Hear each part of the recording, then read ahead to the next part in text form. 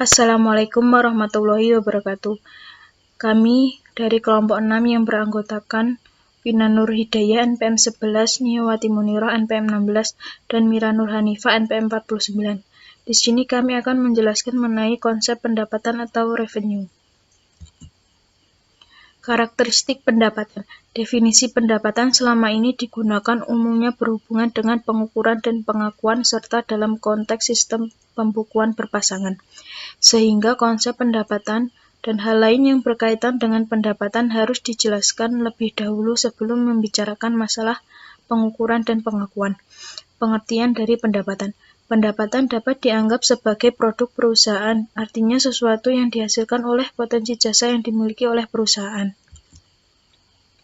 Menurut Patton dan Littleton tahun 1940, pengertian pendapat dapat ditinjau dari aspek fisik dan aspek moneter. Dilihat dari aspek fisik, pendapatan merupakan hasil akhir dari suatu aliran fisik dalam proses menghasilkan laba dan hasil akhirnya berupa barang atau jasa yang diajukan dari proses produksi. Sedangkan dari aspek moneter yaitu aliran masuk bisa ke dalam perusahaan. Menurut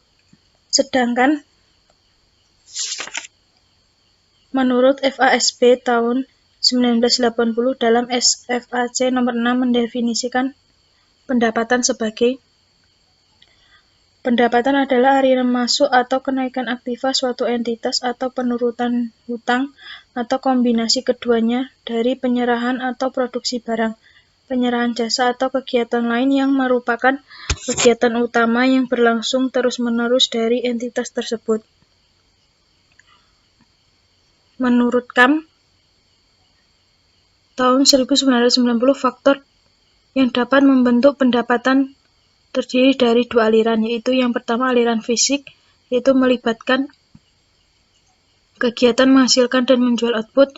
Yang kedua objek kegiatan yang berupa produk itu sendiri. Yang kedua aliran moneter, yaitu melibatkan peristiwa naiknya nilai perusahaan karena kegiatan produksi atau penjualan output. Yang kedua objek peristiwa yang berupa jumlah rupiah aktiva yang dihasilkan atau dijual. Terlepas dari perbedaan yang timbul mengenai pengertian pendapatan, dilihat dari konsep kesatuan usaha, pendapatan merupakan aliran aktiva baru yang masuk ke perusahaan yang berasal dari konsumen sebagai penukar produk perusahaan. Sebaliknya, jika dilihat dari konsep kesatuan pemilik, pendapatan merupakan kelebihan aliran sumber ekonomi yang masuk di atas potensi jasa yang keluar dari kesatuan usaha.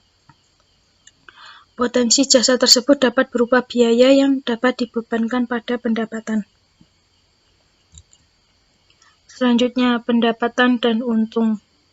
Penafsiran yang berbeda tentang pendapatan dapat dilihat dari pandangan yang berlainan mengenai apa yang harus dimasukkan sebagai elemen pendapatan. Hal ini disebabkan jumlah rupiah aktiva dapat bertambah melalui berbagai transaksi. Tidak semua transaksi menunjukkan timbulnya pendapatan. Kenaikan jumlah rupiah bisa dapat berasal dari yang pertama, transaksi modal atau pendanaan yang mengakibatkan adanya tambahan dana yang ditanamkan oleh pemegang obligasi dan pemegang saham. Yang kedua, untung dari penjualan yang bukan berupa produk perusahaan seperti aktiva tetap, surat berharga, atau penjualan anak perusahaan. Yang ketiga, hadiah, sumbangan, atau temuan. Dan yang keempat, penyerahan produk perusahaan berupa hasil penjualan produk atau penyerahan jasa. Pandangan yang lebih sempit mengenai pendapatan hanya mencakup hasil dari kegiatan penjualan output dan tidak memasukkan elemen untung yang berasal dari investasi dan penjualan aktiva tetap. Sementara untung merupakan aliran aktiva yang masuk ke dalam perusahaan yang berhasil dari kegiatan yang secara tidak langsung berkaitan dengan kejadian utama perusahaan.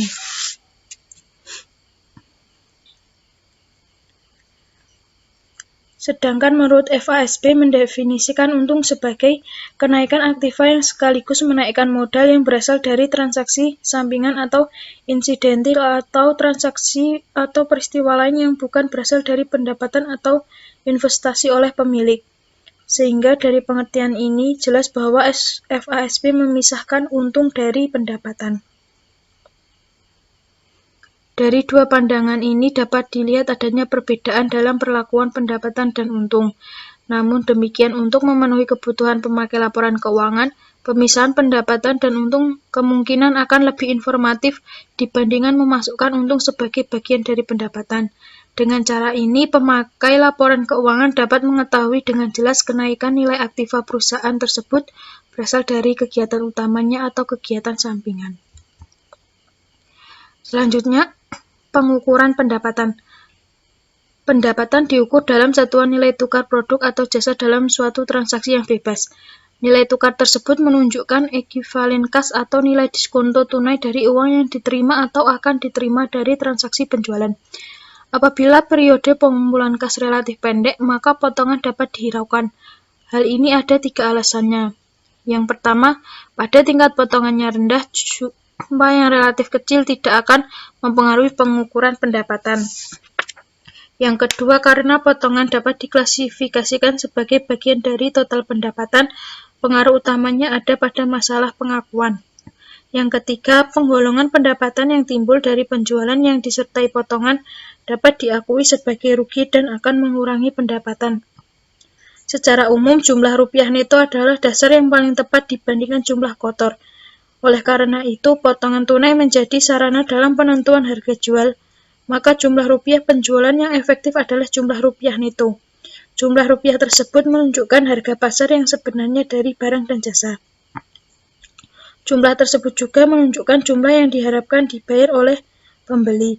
Sehingga dengan adanya hal ini jelas bahwa semua potongan penjualan, retur penjualan, dan pengurangan harga jual lainnya diperlakukan sebagai pengurangan pendapatan, bukan sebagai komponen biaya. Mengenai pembentukan dan realisasi pendapatan. Pembentukan dan realisasi pendapatan ini merupakan 2 konsep yang berbeda tapi saling mendukung untuk menjelaskan pendapatan. Pada earning proses, itu berkaitan dengan kapan pendapatan dianggap terbentuk, sedangkan pada realisasi pendapatan itu berkaitan dengan kapan atau waktu pendapatan dianggap terrealisasi dalam suatu transaksi. Nah, pada earning proses atau pembentukan pendapatan, secara konseptual pendapatan itu dianggap terbentuk bersamaan dengan seluruh proses berlangsungnya kegiatan perusahaan, sehingga pendapatan belum akan terjadi sebelum perusahaan melakukan kegiatan produksi. Menurut Patton dan Littleton, konsep pembentukan pendapatan ini didukung oleh konsep upaya dan hasil, effort and accomplishment.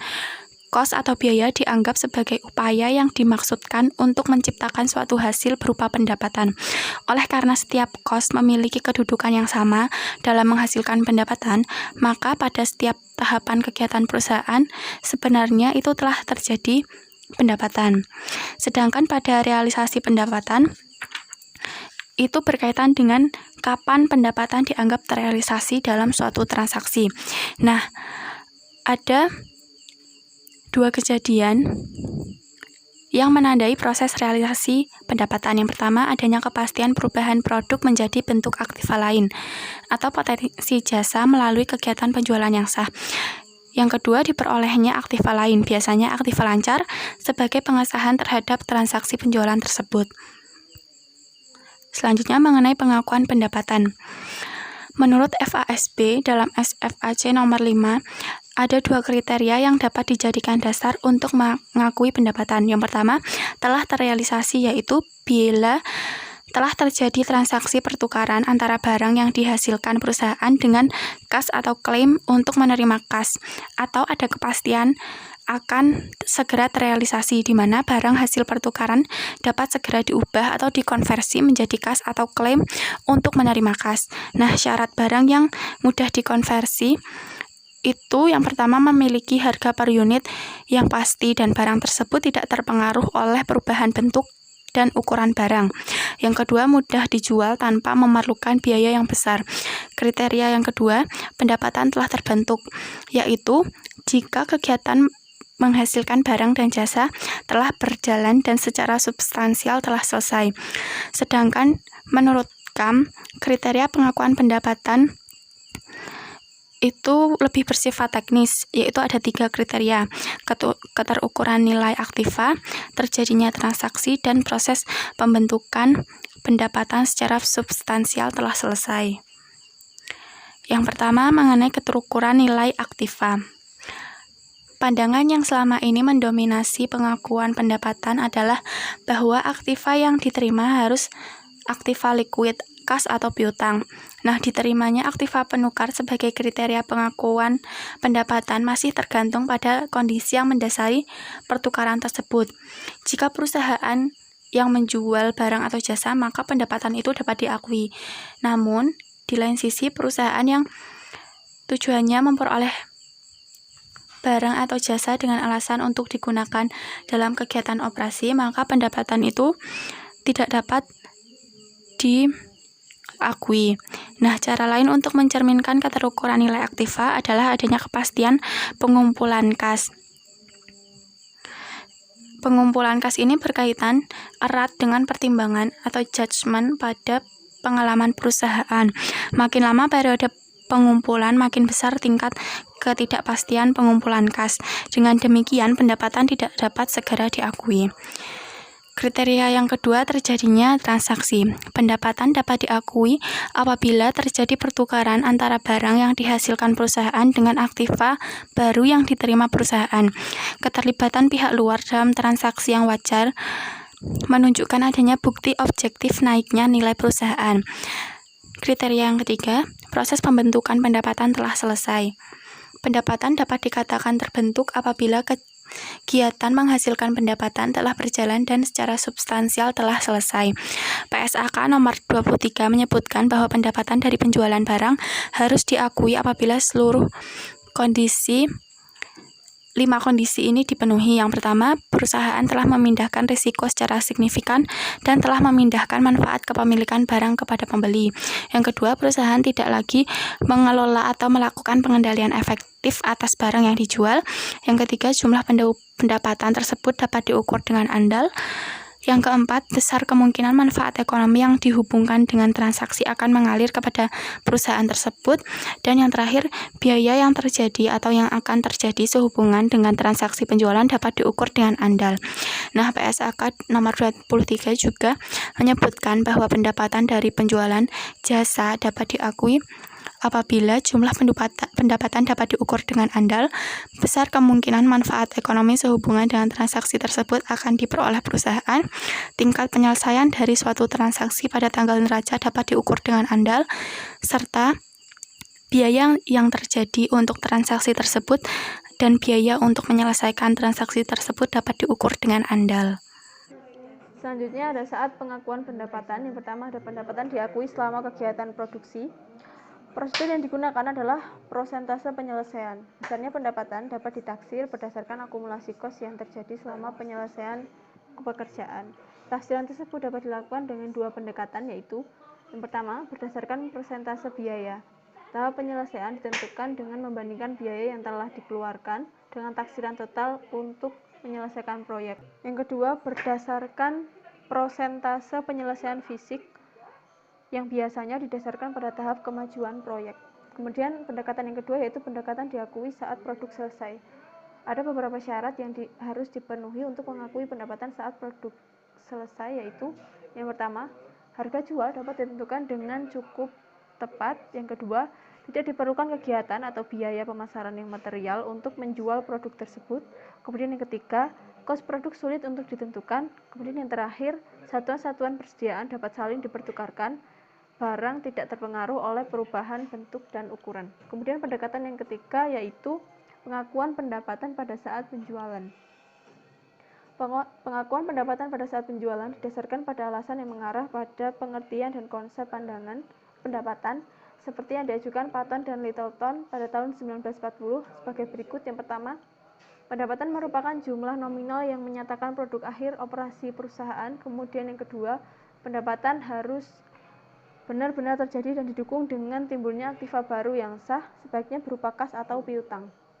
Atas dasar alasan di atas, alasan tersebut dapat dirumuskan bahwa saat penjualan dapat dijadikan dasar pengakuan pendapatan karena proses pembentukan pendapatan telah cukup selesai dan proses realisasi pendapatan telah terjadi.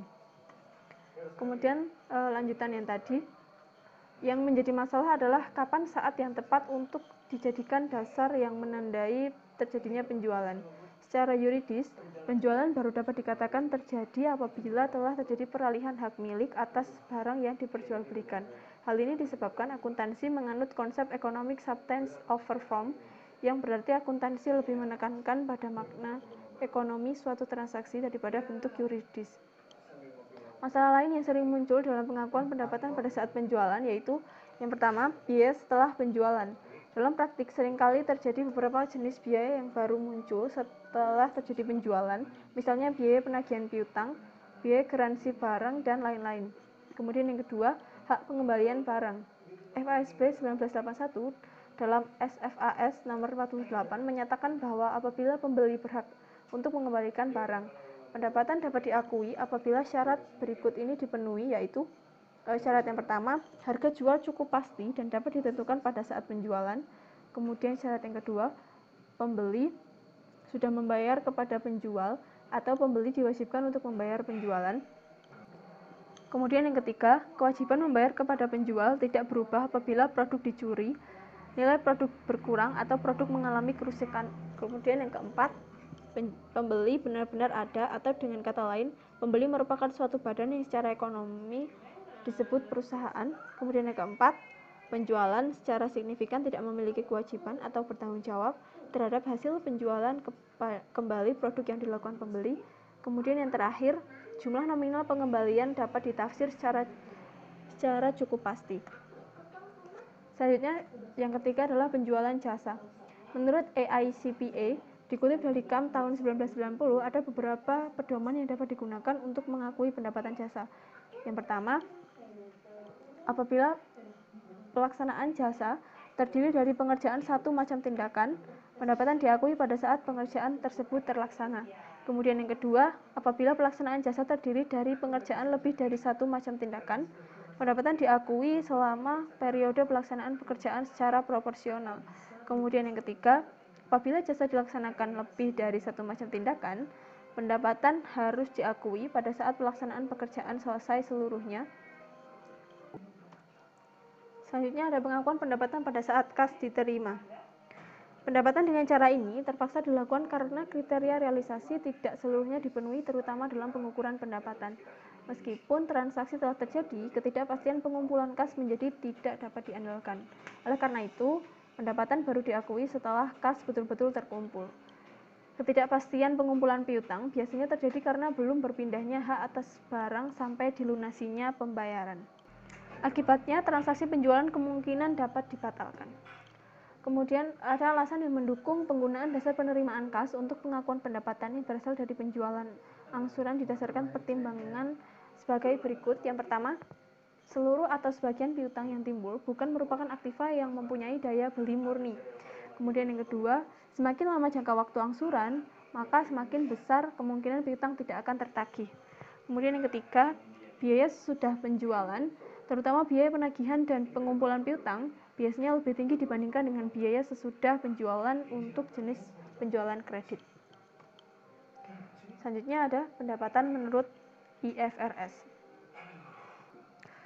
IFRS memberikan kriteria pengakuan pendapatan di IAS 18.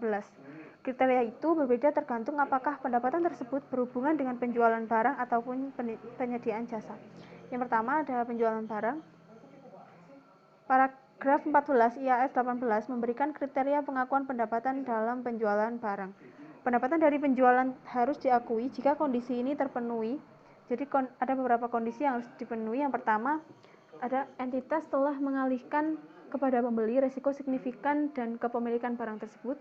Kemudian yang kedua, entitas tidak lagi menahan keterlibatan manajerial sampai pada suatu tingkat di mana diasosiasikan dengan kepemilikan barang ataupun tidak memiliki kontrol terhadap penjualan barang tersebut. Kemudian yang ketiga, jumlah pendapatan dapat diukur secara handal atau reliable. Yang keempat, kemungkinan bahwa manfaat ekonomi yang dikaitkan dengan transaksi akan mengalir ke entitas. Dan yang terakhir, biaya yang muncul atau akan muncul dalam transaksi tersebut dapat diukur secara handal. Kemudian yang kedua ada penyediaan jasa. Paragraf 20 dan 26 IAS 18 memberikan kriteria pengakuan pendapatan dari penyediaan jasa. Outcome dari transaksi dapat diestimasi secara handal jika memenuhi beberapa kondisi. Yang pertama, jumlah pendapatan tersebut dapat diukur secara handal. Kemudian yang kedua, mungkin bahwa manfaat ekonomis yang berkaitan dengan transaksi akan mengalir kepada entitas. Yang ketiga, tingkat penyelesaian transaksi pada akhir periode pelaporan dapat diukur secara handal. Kemudian yang keempat, biaya yang muncul untuk transaksi tersebut dan biaya untuk menyelesaikan transaksi dapat diukur secara handal. Yang kelima, pada paragraf 26, jika outcome transaksi penyediaan jasa tidak dapat diestimasi dengan handal, maka pendapatan hanya akan diakui sejauh biaya yang diakui akan ditutup atau recoverable.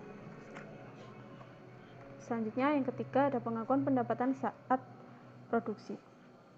Mungkin mengakui pendapatan saat produksi, terutama pada produksi pertanian. IAS 41 menyatakan bahwa perusahaan harus mengakui pendapatan dari produksi pada saat tanggal panen. Hal ini juga berlaku pada produksi mineral, tambang yang secara luas diperdagangkan di pasar komoditas seperti emas, perak, dan baja. Perusahaan dapat mengakui pendapatan pada saat produksi seperti diatur dalam IAS 18 dengan cara menjual lewat forward contract untuk menyerahkan barang di masa datang dengan harga jual tetap. Dengan cara ini, resiko dan kepemilikan mineral telah beralih ke pembeli sebelum mineral diserahkan secara fisik, sehingga perusahaan dapat mengakui pendapatan pada saat mineral diproduksi dan siap dikirim sesuai forward contract. Sekian presentasi dari kelompok kami. Mohon maaf apabila banyak kekurangan dalam menyampaikan materi. Wassalamualaikum warahmatullahi wabarakatuh.